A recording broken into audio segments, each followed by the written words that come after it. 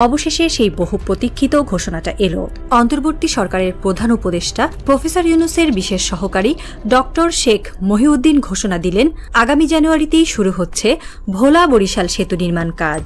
এই ঘোষণা শুধু একটি অবকাঠামো প্রকল্পের কথা নয়, এটি একটি জনপদের দীর্ঘদিনের স্বপ্ন, বঞ্চনার ইতিহাস ও প্রতিজ্ঞার নতুন শুরু।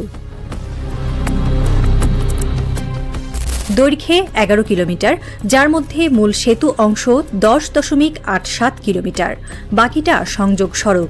ভোলা বরিশাল সেতু শুধু বাংলাদেশের দীর্ঘতম নদী সেতুই নয়, এটি হবে দক্ষিণ এশিয়ার সবচেয়ে বড়। 17,466 কোটি টাকা ব্যয়ে নির্মিত এই সেতু হবে 4 লেন বিশিষ্ট, যা পদ্মা সেতুর তুলনায় খরচে অনেকটাই সাশ্রয়ী। এই প্রকল্প বাস্তবায়নের মাধ্যমে বাংলাদেশের একমাত্র দ্বীপ জেলা ভোলা অবশেষে যুক্ত হতে যাচ্ছে মূল ভূখণ্ডের সাথে। যে ভোলা এতদিন নদীপথেই দেশের সাথে সংযুক্ত ছিল, আজ তার সামনে খুলে যাচ্ছে স্থলভিত্তিক এক নতুন অধ্যায়। পদ্মা সেতু প্রকল্পে দুর্নীতির অভিযোগ বহু পুরনো। সে অভিযোগ যে নিছক গুজব ছিল না, বরং সত্যের ছায়া বহন করত, তা বিভিন্ন আন্তর্জাতিক সূত্রেই প্রমাণিত হয়েছে।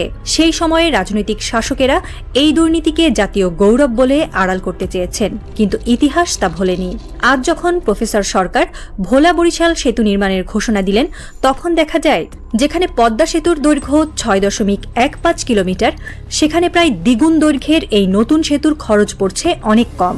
নতুন প্রকল্প, নতুন মূল্যস্ফীতির বাজার, তারপরেও ব্যয় কম, অর্থাৎ কোথাও কোনো লুকোচুরি নেই। এই প্রকল্প জবাব দিচ্ছে পদ্মা সেতুর সেই অস্বস্তিকর অতীতকে। ভোলা শুধু একটি জেলা নয়, এটি বাংলাদেশের গ্যাস ও বিদ্যুতের এক বিস্ময়কর ভাণ্ডার। মাটির নিচে লুকিয়ে থাকা 1.7 ট্রিলিয়ন ঘনফুট গ্যাস আর 500 মেগাওয়াট বিদ্যুৎ উৎপাদন ক্ষমতা নিয়ে ভোলা দেশের অন্যতম গুরুত্বপূর্ণ শক্তি কেন্দ্র। কিন্তু যোগাযোগ ব্যবস্থার দুর্বলতায় এই শক্তির পুরোটা ব্যবহার করা যায়নি। প্রতিটি মেগাওয়াট যেন বন্দী হয়েছিল জালের মতো নদীর মাঝে। এই সেতু বাস্তবায়নের মধ্য দিয়ে ভোলার গ্যাস ও বিদ্যুৎ জাতীয় গ্রিডে অবাধে যুক্ত হবে।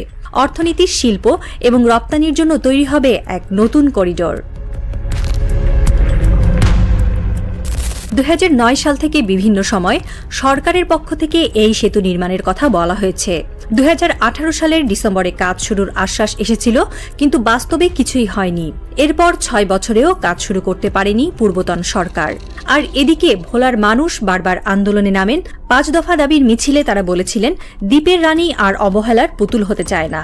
অবশেষে সেই আন্দোলনের জবাবে বর্তমান প্রফেসর ইউনূসের সরকার প্রকল্প বাস্তবায়নের জন্য মাঠে নামল।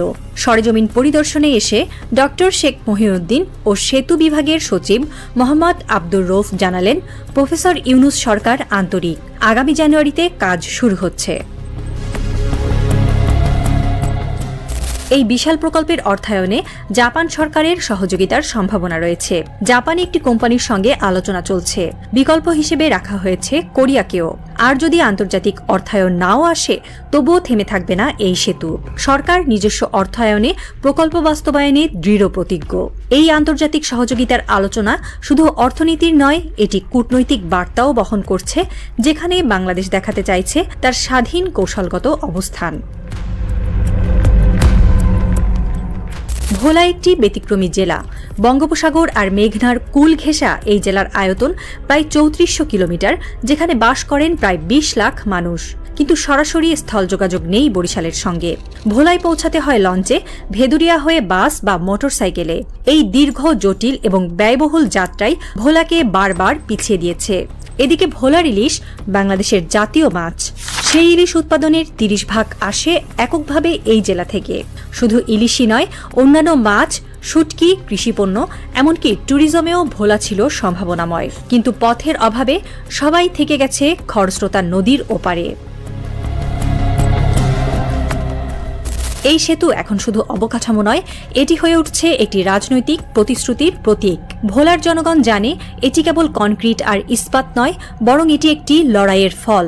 একটি সেতু যা দেখাবে কে ছিল প্রতিশ্রুতির বাণিজ্যবাজ আর কে বাস্তবায়নের সাহসী পথিকৃৎ।